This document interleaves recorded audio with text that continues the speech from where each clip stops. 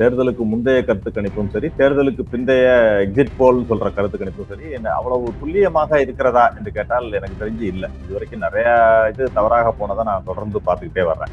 2016 பார்த்தீங்கன்னா ஜெயலலிதா அவர்கள் வந்து ஆட்சி இழப்பார், கலைஞர் ஆட்சியை மறுபடியும் மீண்டும் திமுக ஆட்சியை பிடிக்கும் தான் சொன்னாங்க. 2016 கூட அந்த எக்ஸிட் போலுமே தவறானுச்சு. எக்ஸிட் போல் அல்லது கருத்து கணிப்பு எல்லாம் தவறானதை பார்த்தோம்.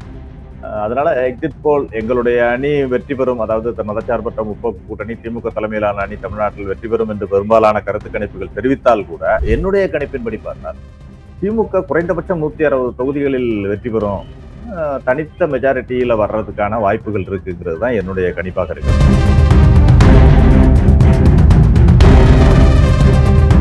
அதிமுக பாஜக கூட்டணியாக இருந்தாலும் சரி, புதிதாக வந்த விஜய் தலைமையிலான தவேகாவும் சரி, எல்லாமே வந்து டார்கெட் வந்து திமுகவை தான் செஞ்சாங்க. அதனால திமுகவுக்கு எதிரான வாக்குகள் என்பது மூன்றாக பிரிவதால் ஆட்டோமேட்டிக்காக இங்கு இந்த அணி வந்து ஒரு பெரும்பான்மை பெறுவதற்கான வாய்ப்புகள் இருக்கிறது. நீங்க அதிமுக கூட்டணி வெற்றி பெற்றாலும் சரி, தோல்வி அடைந்தாலும் சரி, அங்கு எடப்பாடிக்கு ஒரு மைனஸ் தான் இருக்கும். நீங்க ஒரு மிருகபலத்துல வெற்றி பெற மாதிரி இருந்தால் ஓரளவு தாக்கு பிடிக்கலாம். அது கூட கொஞ்ச நாளைக்கு பிறகு நிதிஷ்குமாருக்கு நடந்த நிலைமை அங்க அவருக்கும் வர்றதுக்கான வாய்ப்புகள் இருக்கு. ஆனால் தோல்வி அடைந்தால் கண்டிப்பாக அவருடைய தலைமை என்பது ஒரு கேள்விக்குறியானதாக மாறும். நீங்க ஒரு கூட்டணி என்று சொன்னால் அதுக்கு ஃபேவரா தான் இருக்க முடியும். நீங்க கூட்டணி திமுக கூட்டணியோடு இருந்தால் திமுகவுக்கு ஃபேவரா தான் இருக்கும். நீங்க முன்பு அதிமுகவோட கூட கூட்டணியா இருந்துச்சு, அதிமுக கூட்டணிக்கு ஃபேவரா தான் இருக்க முடியும். அதுல எந்த விதமான மாற்று கருத்தும் கிடையாது.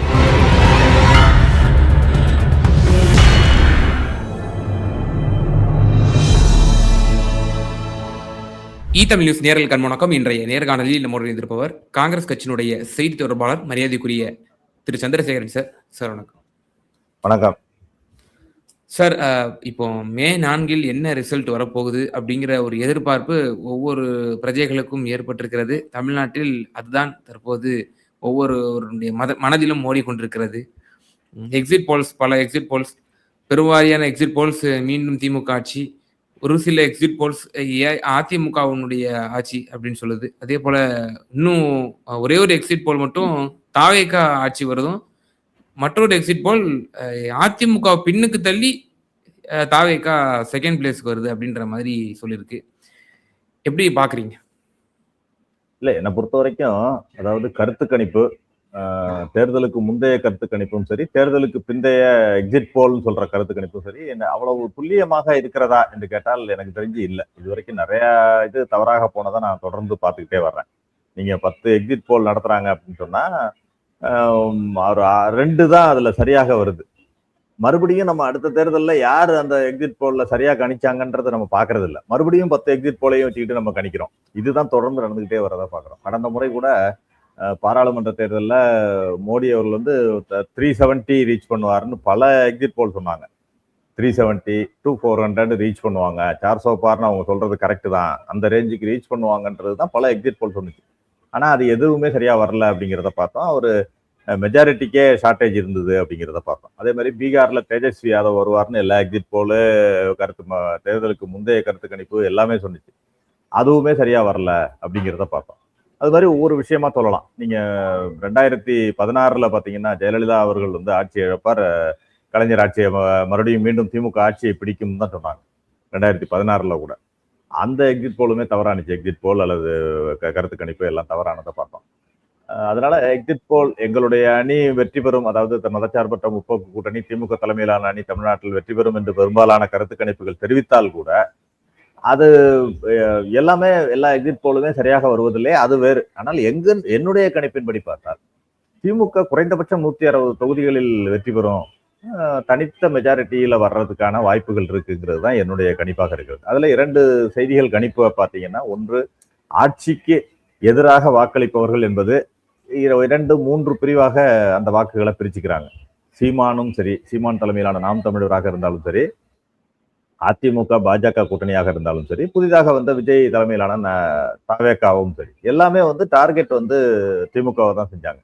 அதனால திமுகவுக்கு எதிரான வாக்குகள் என்பது மூன்றாக பிரிவதால் ஆட்டோமேட்டிக்காக இங்கு இந்த அணி வந்து ஒரு பெரும்பான்மை பெறுவதற்கான வாய்ப்புகள் இருக்கிறது.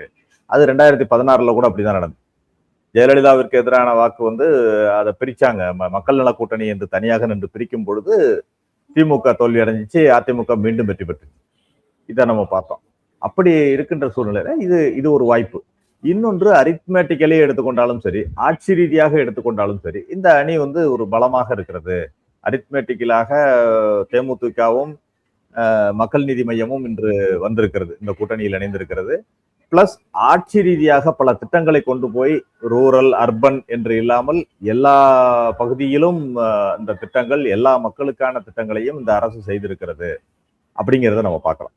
அதன் மூலமாகவும் இந்த ஆட்சி மீண்டும் வருவதற்கான வாய்ப்புகள் இருக்கிறது அப்படிங்கிறத நான் இங்கே தெரிவிக்க விரும்புறேன். அதனால அந்த கணிப்புகளை மீறி அது வேறு கட்சிகளுக்கு எட்ஜ் கொடுத்திருந்தால் கூட திமுக தலைமையிலான கூட்டணி தான் வெற்றி பெறுவதற்கான வாய்ப்பு இருக்கிறது என்பதுதான் என்னுடைய முழுமையான நம்பிக்கை. சார். இப்போ இந்த எல்லா கருத்து கணிப்புகள்லயும் விஜய்க்கு ஒரு சில இடங்கள் குடுக்குறாங்க. இப்போ கிட்டத்தட்ட மேக்ஸிமம் ஒரு 40 இடங்கள் வரைக்கும் குடுக்குறாங்க. சராசரியான கருத்து கணிப்புகள்ல. ஒரு கருத்து கணிப்புல ஆட்சி பிடிச்சிருவாங்கன்னு சொல்றாங்க. மற்றொரு கருத்து கணிப்புல அதிமுகவை பின்னுக்கு தள்ளுது அப்படின்னு சொல்றாங்க. இப்ப ஏதோ சம்திங் ஒரு அவருடைய பங்களிப்பு இந்த தேர்தல்ல அவரை மையப்படுத்தி தான் நடக்க போகுது அப்படின்ற மாதிரி சொல்றாங்களே. அவர் பெறக்கூடிய எம்எல்ஏக்கள் இன்னும் சொல்லப்போனா ஹங் அசெம்பிளி கூட வருவதற்கு வாய்ப்பு இருக்கு. தாவேக்காவோட எம்எல்ஏக்களை வச்சு தான் ஆட்சியை பிடிக்க முடியும் அப்படின்ற அளவுக்கு நான் பேசுறாங்களே. இல்ல, அதுல 2 செய்திகளை நான் சொல்ல விரும்புறேன். சுருக்கமா சொன்னாக்க, முதல்ல வந்து நான் அந்த ஆட்சிக்கு எதிரான அல்லது ஒரு திமுகவுக்கு எதிரான வாக்குகள் என்பது பிரிகிறதுன்னு சொன்னேன்.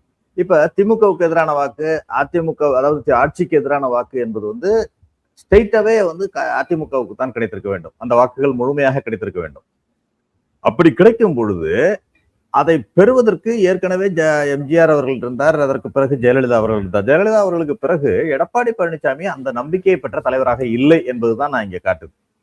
அந்த வாக்குகளை முழுமையாக ஆட்சிக்கு எதிரான வாக்குகளை பெறுவதற்கான நம்பிக்கையை பெறுவதற்கான தலைவராக எடப்பாடி பழனிசாமி இல்லை என்பதுதான் நான் இங்க குறிப்பிட விரும்புறேன். அதனால் அந்த வாக்கு வந்து பிரிந்து விஜய்க்கு செல்வதற்கான இது இருக்கு. அதைத்தான் வந்து என்ன பண்ண இன்னொரு ஒன்று வந்து இதுக்கு எதிரான வாக்கு, இன்னொன்னு சொன்னா 2 திராவிட கட்சிகளும் வேண்டாம், ஒரு புதிய மாற்றம் இருக்கட்டும் அப்படின்னு சொல்ற ஒரு வாக்காளர்கள் ஒரு செக்டார் இருக்காங்க. அவங்க எப்பொழுதுமே அதுதான் அந்த 1989 பாத்தீங்கன்னா மூப்பனார் தலைமையிலான காங்கிரஸ் கட்சி பெற்றது. அதற்கு பிறகு விஜயகாந்த் பெற்றார் 8% வாக்குகள், 10% வாக்குகள் வரை பெற்றார். அதற்கு பிறகு மக்கள் நல கூட்டணி என்று அந்த வாக்குகளை பெற்றது. அதற்கு பிறகு கமலஹாசன் பெற்றார். அதற்கு பிறகு சீமான் தொடர்ந்து பெற்றுக் கொண்டிருக்கிறார். இப்படி இந்த 2 கட்சிகளும் வேண்டாம் என்று சொல்லு, அதையும் இன்றைக்கு ஒரு குறிப்பிட்ட சதவீதத்தை விஜய் பெறுவதற்கான வாய்ப்புகள் இருக்குது. அதனால்தான் அவர் ஒரு சலசலப்பு ஏற்படுத்தக்கூடிய ஒரு கட்சியாக நாம் பார்க்கிறோம். அதாவது ஒரு ஸ்பாய்லராகவோ ஓட்கட்டராகவோ அல்லது யாரையோ ஒரு கட்சியை வீழ்த்துவதற்கான ஒரு அதாவது நல்லா வருகின்ற ஒரு வேட்பாளரை தோற்கக்கூடிய ஒரு கட்சியாக அங்க இருக்கும். அந்த இடத்துல அப்படித்தான் இருக்க முடியும் தவிர அவர்கள் வந்து ஒரு எண்ணிக்கையை பெறக்கூடிய ஒரு கட்சியாக இருக்காது அப்படிங்கிறது தான் என்னுடைய நம்பிக்கை. வாக்குகள் வந்து எனக்கு தெரிந்து ஒரு 20% வரை அவர் ரீச் பண்ணுவதற்கான வாய்ப்புகள் இருக்கு. ஆனா இங்க பொறுத்த வரைக்கும், தமிழ்நாட்டை பொறுத்த வரைக்கும் கிட்டத்தட்ட 30% பெற வேண்டும். 30 அதற்கு மேல் பெற்றால் தான் நீங்க வாக்கு ஒரு வெற்றி என்ற கோட்டை வந்து நீங்க அடைய முடியும். 20 என்பது நீங்க இன்னொன்று, நீங்க அதுல கூட நீங்க பாட்டாளி மக்கள் கட்சி எடுத்துக்கிட்டீங்கன்னா அவங்க கூட சில சமயம் 10% வரை ரீச் பண்ணியிருக்காங்க. ஒரு சில நேரங்கள்ல 7-8% ரீச் பண்ணியிருக்காங்க. தனியா நின்ற போது கூட 6-7% வாக்கு வாங்கியிருக்காங்க. ஆனா 6-7% வாக்குகள் வாங்கினால் கூட 3-4 தொகுதிகள் வெற்றி பெற்றிருக்காங்க அவங்க. அது எப்படி என்று சொன்னால், ஒரு இடத்துல 1% கீழெல்லாம் சில இடங்கள்ல வாங்குவாங்க. ஆனா ஒரு இடங்கள்ல 25% வாங்குவாங்க ஒரு சில இடங்கள்ல. ஃபார் எக்ஸாம்பிள் வட தமிழகத்துல வன்னியர் பெல்ட்ல உங்களுக்கு செல்வாக்கு இருக்கும். சவுத்துல உங்களுக்கு வேலையே கிடையாது. இருக்காது. அப்படிங்கிறப்ப அந்த இடத்துல வெற்றிக்கான வாய்ப்பு கிடைக்கும். இப்ப இந்த தாவேகா பொறுத்தவரை பாத்தீங்கன்னா தமிழ்நாடு முழுக்க ஒரு ஆவரேஜா தான் வாங்க முடியும் அவங்க. அதனால அந்த பர்டிகுலரா ஒரு பாக்கெட்டை சொல்ல முடியாது தாவேகாவுக்கு. அந்த பாக்கெட்ல போய் 35% வாங்குவாங்க அப்படின்னு நம்ம சொல்ல முடியாது. அவர்கள் அந்த 10லேருந்து 15, 15லேருந்து 20 அப்படிங்கிற போறப்ப அது வந்து சீட்டா கன்வர்ஷன் ஆகும் அப்படிங்கிற நம்பிக்கை எனக்கு இல்லை. வாக்குகளை பெறுவார்கள், ஓரளவு நல்ல வாக்குகளை பெறுவார்கள், ஒரு அங்கீகாரம் பெறக்கூடிய அளவிற்கு இருப்பார்கள் என்பதுதான் என்னுடைய நம்பிக்கையாக இருக்குது. சார், இப்போ அதிமுக நிலைமை என்னவா இருக்கும்? நீங்க உங்க கூட்டணி 160+ வரும்னு நீங்க ஒரு எக்ஸ்பெக்டேஷன், உங்களுடைய எஸ்டிமேஷன் சொல்றீங்க. அதிமுக மீதி ரிமைனிங் ஸ்டேட்ஸ் வந்து பிடிச்சிருவாங்களா? அதிமுக, பாஜக, பாமக இந்த கூட்டணி இருக்கு, இந்த கூட்டணியும் வெல்லும்னு சொல்லி 2 கருத்து கணிப்பு சொல்லுது. இல்ல, அந்த அளவிற்கு நம்பிக்கை உரிய தலைவராகவோ அல்லது அந்த அணியாகவோ எது இல்லை அப்படிங்கிறது தான் நான் பாக்குறேன். இன்னொன்று, நீங்க அதிமுக கூட்டணி வெற்றி பெற்றாலும் சரி, தோல்வி அடைந்தாலும் சரி, அங்க எடப்பாடிக்கு ஒரு மைனஸ் தான் இருக்கும். நீங்க ஒரு மிருக பலத்துல வெற்றி பெற மாதிரி இருந்தால் ஓரளவு தாக்கு பிடிக்கலாம். அது கூட கொஞ்ச நாளைக்கு பிறகு நிதிஷ்குமாருக்கு நடந்த நிலைமை அங்க அவருக்கும் வர்றதுக்கான வாய்ப்புகள் இருக்குது. ஆனால் தோல்வி அடைந்தால் கண்டிப்பாக அவருடைய தலைமை என்பது ஒரு கேள்விக்குறியானதாக மாறும். ஏனென்றால் அவர் தனித்து முடிவெடுத்தார், பல பேரை வெளியில் அனுப்பினாரு, அந்த மாதிரி பல விஷயங்கள் இருந்தது. அந்த கட்சிக்குள்ளேயே பல பிரச்சனைகள். இன்றைக்கு டிடிவி தினகரன் உள்ளே வரவழைக்கப்பட்டிருக்கிறார். பாஜகவால் உள்ளே கூட்டணியாக உள்ள வந்திருக்காரு. அவரு அதிமுக கட்சியிலிருந்து வெளியேறி, அதிமுக காரராக வெளியேறி கூட்டணியாக உள்ளே சேர்ந்திருக்கிறார். அப்படிங்கிறப்ப அவர் மூலமாகவும் சில காய்களை நகர்த்துவதற்கான வாய்ப்புகள் இருக்கிறது அப்படிங்கிறது தான் நான் பார்க்கிறேன். அந்த கட்சியை சிதைத்து அதன் மூலமாக அந்த கட்சியை கபலீகரம் செய்து பாஜக அந்த இடத்தை தக்க வைத்துக் கொள்ள வேண்டும், அந்த இடத்தை பிடித்துக் கொள்ள வேண்டும் என்ற நினைப்பில் தான் இறங்கி இருக்கிறது. அதை நோக்கி பாஜக என்ன செய்கிறது என்பதுதான் அடுத்த கட்ட நகர்வாக இருக்கும். அதிமுக எமர்ஜ் ஆகிறது பிஜேபிக்கே பிடிக்கலன்றீங்களா? கண்டிப்பாக அதிமுக ஒரு கட்சி, அதாவது திமுகவை இப்போது அவர்கள் சிதைக்க முடியாது. திமுக பெரிய வலுவான ஒரு கட்சியாக தமிழகம் முழுவதும் இருந்து கொண்டிருக்கு. அப்படிங்கிற சொல்லும்பொழுது திமுகவை சிதைக்கவோ அல்லது அவர்களிடமிருந்து எம்எல்ஏக்களை பிரித்து உடைக்கிறதோ அந்த மாதிரி பல வட மாநிலங்களில் பண்ண மாதிரி அது செய்ய முடியாது, பாஜகவால் செய்ய முடியாது. இப்பொழுது பல கேஸ்கள் எல்லாம் போட்டு கூட பார்த்தாங்க, அமைச்சர்கள் மீது, இது மீது, இடி, இன்கம் டாக்ஸ் இதெல்லாம் வைத்து கூட மிரட்டி பார்த்தார்கள். ஆனால் திமுக அதற்கெல்லாம் வளைந்து கொடுக்கவில்லை. அதனால்தான் முதலில் அதிமுகவை அவர்கள் சுவாகா செய்ய வேண்டும், கபலீகரம் செய்ய வேண்டும் என்று அவர்களுடன் கூட்டணி இணைந்து அதை எப்படி சிவசேனாவை செய்தார்களோ அதுபோல அவர்கள் அதை செய்து கொண்டிருக்கிறார்கள். அதை கொஞ்சம் கொஞ்சமாக அடுத்த கட்ட தலைவர்களை வைத்து, அங்கு இருக்கின்ற அடுத்த கட்ட தலைவர்களை வைத்து அவர்களுடைய நகர்வுகளை நகர்த்துவார்கள். அதை பொறுத்துதான் அடுத்த கட்ட முடிவு. அதாவது ஒரு ஜெயலலிதா மாதிரி ஒரு கரிஸ்மா லீடர் இருந்தால் அதை தாக்கு பிடிக்கலாம். ஆனால் அங்கு அது மாதிரி இல்லை. எல்லோரும் வழக்குகளுக்கு பயந்து பாஜகவின் பின்னால் ஒளிந்து கொண்டிருக்கிறார்கள். அப்படிப்பட்ட தலைவர்கள் இருக்கும் பொழுது அதிமுகவின் எதிர்காலம் என்பது ஒரு கேள்விக்குறியாகத்தான் இருக்குங்கிறது தான் என்னுடைய கருத்து. சார், இப்போ நீங்க ஒரு விஷயம் முன்னிலைப்படுத்துறீங்க, திமுக 160+, விஜய்க்கு கன்வர்ஷன் இருக்காது, ஒரு கணிசமான ஓட்டு வாங்குவாருன்றீங்க. அதிமுக ஒரு பலவீனமான ஒரு நிலையில் இருக்கும் அப்படின்ற ஒரு உங்களுடைய விஷயத்த சாராம்சமா புரிஞ்சுக்கிறேன். இப்போ திமுக கூட்டணி நீங்க அதுல அங்கம் வகிக்கிறீங்க. இடையில 2014 மட்டும்தான் அவங்க கூட்டணி முறிஞ்சிச்சு. அதை தாண்டி மற்ற எல்லாமே இன்டாக்டா அந்த கூட்டணி தொடர்ந்து இருக்கு. இப்போ இந்த கூட்டணியில இப்போ தேர்தலுக்கு பிறகு சற்று சலசலப்பு ஏற்பட்டிருக்கிறதா அப்படிங்கிற ஒரு கேள்வி முன்வைக்கப்படுது. உங்களுடைய மேலிட பொறுப்பாளர் திரு கிரிஸ் ஜோடங்கர் அவர்கள் ஆட்சியில் பங்கு, அதிகாரத்தில் பங்குங்கிற கோரிக்கையை இப்போ முன்வைக்கிறாரு. அதே போல நாங்க ஒன்று எதிர்கட்சியாக இருப்போம் அல்லது ஆளுங்கட்சியாக இருப்போம், நடுநிலை இனி வகிக்க முடியாது அப்படிங்கிற ஒரு கருத்தெல்லாம் சொல்றாரு. இன்னும் மற்றொரு விஷயம் பார்க்கிறோம், மாநில தலைவர் அவர்கள் செல்வபிரதே அவர்கள் நான் ராஜினாமா செய்ய போகிறேன் என்ற ஒரு தகவல் அவர் சொல்லவும் செஞ்சிருக்கிறாரு. அவர் தன்னுடைய எம்எல்ஏ பதவியை மட்டும் இனி வரும் காலகட்டத்தில் அவர் பார்ப்பார் என்றும் எதிர்பார்க்கப்படுது. ஸோ அப்போ என்ன நடந்து கொண்டிருக்கிறது காங்கிரஸ் கட்சியில? இந்த கூட்டணி மேலும் இன்டாக்டா தொடருமா அல்லது முறியக்கூடிய வாய்ப்புகள் தான் தெரிகிறதா? இல்ல, இந்த கூட்டணியை பொறுத்தவரை தொடரும் என்பதுதான் என்னுடைய கருத்து. அது ஒன்று. இரண்டாவது, நீங்க அந்த கிரீஷ் ஜோடங்கர் சொன்னதை பத்தி குறிப்பிட்டீங்க. அவரு தொடர்ந்து அவர் அதுதான் சொல்லிட்டு இருக்காரு. ஆக்சுவலா ஆட்சியில் பங்கு, அதிகாரத்தில் பங்கு என்பதை தொடர்ந்து வலியுறுத்தி கொண்டே வருகிறார். அவர் அதை சொல்லிக் கொண்டே இருக்கிறார். நடுவில் தேர்தல் நேரமாக இருந்ததனால் அதை பின்னுக்கு வைத்துவிட்டு தேர்தல் உடன்பாடு செய்து கொண்டு தேர்தலை சந்தித்தோம். இப்பொழுது மீண்டும் சொல்கிறார். ஆனால் என்னை பொறுத்தவரை இப்பொழுது தனித்து திமுக ஆட்சி அமைத்தால் அந்த பேச்சை எழுவதற்கான வாய்ப்புகள் இல்லை. தனித்து திமுக ஆட்சி அமைக்கிறது என்று சொன்னால் அதற்கான, அப்பொழுது என்ன சொல்கிறார் என்றால் எதிர்கட்சியாக இருப்போம் என்று சொல்கிறார். அதுல எந்த தவறும் கிடையாதுன்னு தான் நான் சொல்றேன். எதிர்கட்சி மீன்ஸ் என்னன்னா, எதிர்கட்சியாக சுட்டி காட்டுவதிலோ, வெளியில் இருக்கும் பொழுது அந்த கட்சிக்காக அந்த ஒரு ஆட்சியின் தவறுகளை சுட்டி காட்டுவதோ அல்லது ஏதாவது தவறு நடந்தால் ஒரு போராட்டம் நடத்துவதோ கூட எந்த விதத்திலும் ஜனநாயகத்துல அது ஒரு நல்ல விஷயம்தான். அதை செய்வதற்கான எந்த தவறும் கிடையாது. நம்மள ஒன்றும் யாரும் ஈவன் திமுக கூட நீங்க எடுத்து போராட்டம் பண்ணக்கூடாதுன்னு சொல்லல.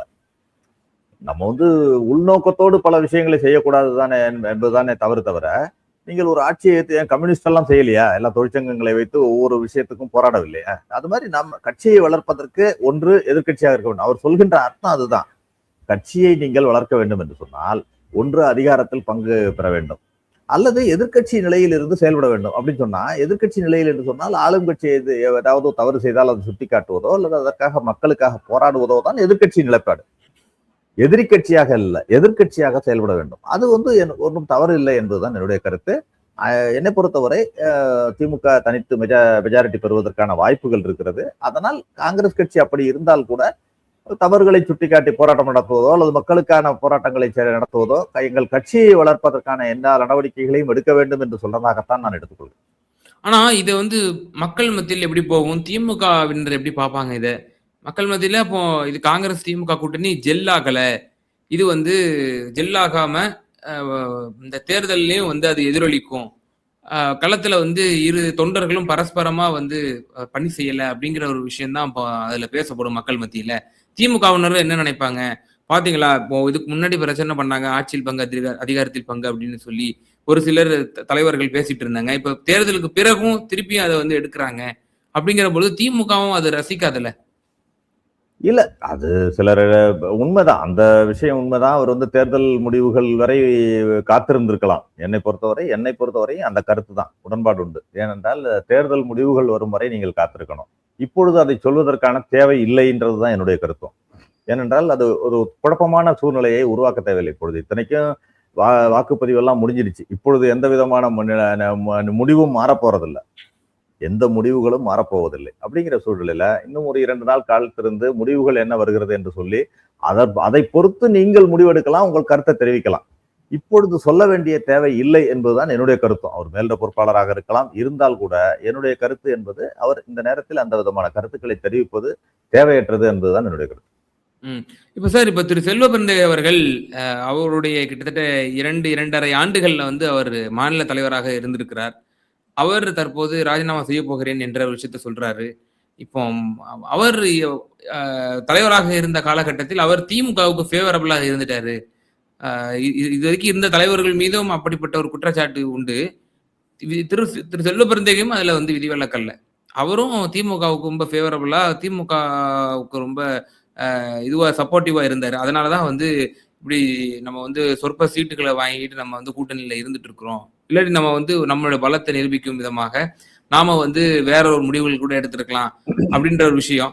இத வந்து பலரும் பிரஷர் பண்ணி தான் அவரை வந்து ராஜினாமா செய்ய வச்சிருக்காங்கிற மாதிரியும் சில கருத்துக்கள் சொல்லப்படுது. ஏன் வந்து இந்த சமயத்தில் தலைவர்கள் மாற்றப்படணும், அவருக்கு டென்யூர் டைமிங் இருக்கு அப்படின்ற மாதிரிலாம் சொல்றாங்க சார். இல்ல, டென்யூர்ன்றது இதை பொறுத்த வரைக்கும் கிடையாது. ஏன்னா அவர்கள் தேர்ந்தெடுக்கப்பட்ட தலைவர் கிடையாது. அவர் வந்து அகில இந்திய தலைமையால் நியமிக்கப்பட்டவர் தான். அதனால அது டென்யூர்ன்றது ஆக்சுவலா 3 வருடம். இப்ப அகில இந்திய காங்கிரஸ் தலைவராக நியமிக்கப்பட்ட திரு மல்லிகார்ஜுன கார்கே வந்து தேர்தல் மூலமாக தேர்ந்தெடுக்கப்பட்டவர். அவருக்கு 3 ஆண்டு கால பதவி உண்டு எங்க கட்சியை பொறுத்தவரை. இவர் வந்து மாநில தலைவர்களை நியமிக்கும் அதிகாரம் அகில இந்திய தலைமைக்கு உண்டு. தேர்ந்தெடுக்கப்பட்ட அகில இந்திய தலைவருக்கு அது ஒரு அதிகாரத்தை கொடுத்திருக்காங்க. அதன்படி நியமிக்கப்பட்டவர் தான். அதனால எந்த நேரத்திலும் எப்படி நியமிக்கப்பட்டாரோ அதே அது மாற்றப்படுவதற்கான இதுவும் அவர்களுக்கு உண்டு, அதிகாரமும் அவர்களுக்கு உண்டு. இரண்டாவது, நீங்க ஒருத்தருக்கு ஃபேவராக இருந்தார் திமுகவுக்கு என்பதெல்லாம் வந்து ஒரு குற்றச்சாட்டாகத்தான் எடுத்துக்கொள்ளணும். நீங்க ஒரு கூட்டணி என்று சொன்னால் அதுக்கு ஃபேவரா தான் இருக்க முடியும். நீங்க கூட்டணி திமுக கூட்டணியோடு இருந்தால் திமுகவுக்கு ஃபேவரா தான் இருக்கணும். நீங்க முன்பு அதிமுகவோட கூட கூட்டணியா இருந்துச்சு, அதிமுக கூட்டணிக்கு ஃபேவரா தான் இருக்க முடியும். அதுல எந்த விதமான மாற்று கருத்தும் கிடையாது. அதுல தொண்டர்கள் விருப்பம், அவர்கள் விருப்பம், சில பேர் நடுவுல வேற தலைவர்களுடைய விருப்பம், இதையெல்லாம் நிறைவேற்றக்கூடியவராக அவர் இருக்க முடியாது. அவர் வந்து இது வந்து தமிழக காங்கிரஸ் தலைமை என்பது வந்து அகில இந்திய காங்கிரஸ் தலைமை என்ன சொல்கிறதோ அதனை கேட்டு செயல்படுவதாக மட்டும்தான் இருக்க முடியும். அவரால் தனித்து ஒரு கூட்டணி முடிவையோ வேறு முடிவுகளையோ எடுக்க முடியாது. அவர் வந்து இங்கு செயல்படலாம், கட்சியை வளர்க்கலாம், எல்லாம் செய்ய முடியும். ஆனால் ஒரு கூட்டணி பற்றிய ஒரு முக்கியமான முடிவுகளை எல்லாம் எடுக்கக்கூடிய ஒரு பொறுப்பில் இருக்கிறது அகில இந்திய தலைமை தான். அவர்கள் வந்து இவரோட கூட்டணி, இந்த கட்சி தான் கூட்டணி, இந்த இதுதான் கூட்டணி என்று சொல்லும் பொழுது அதைத்தான் கேட்டு செயல்படக்கூடியவராகத்தான் மாநில தலைவர் இருக்க முடியுமே தவிர அவர் இண்டிபெண்டாக அதுல தனிப்பட்ட முடிவுகளை எடுப்பதற்கான அதிகாரம் அவருக்கு கிடையாது. அதனால் இவரோடு ஃபேவராக இருந்தார், இந்த கட்சியோடு ஃபேவராக இருந்தார், அதனால் மாற்றப்படுகிறார் என்ற ஒரு கருத்தே தவறானதுன்னு தான் நான் நினைக்கிறேன். ஏன் இந்த கேள்வி நான் அழுத்தமா முன் வச்சனா சார், அவர் வந்து திமுகவுக்கு ஃபேவரபிளா இருந்தாருங்கிற ஒரு பரவலான ஒரு விமர்சனம் முன்வைக்கப்பட்டது. இப்ப புதிதாக நியமனம் செய்யப்படக்கூடிய ஒரு தலைவர், அவர் காங்கிரசினுடைய தனித்துவத்தை அவர் இந்த தமிழ்நாட்டில் நிரூபிக்க வேண்டும், தமிழ்நாட்டில் இங்கு வளர்க்க வேண்டும் காங்கிரஸ் என்ற நோக்கோடு செயல்பட வேண்டும் என்ற ரீதியிலே வந்து மத்திய தலைமை இனி அணுக போகிறது என்ற விஷயம் எல்லாம் சொல்லப்படுது.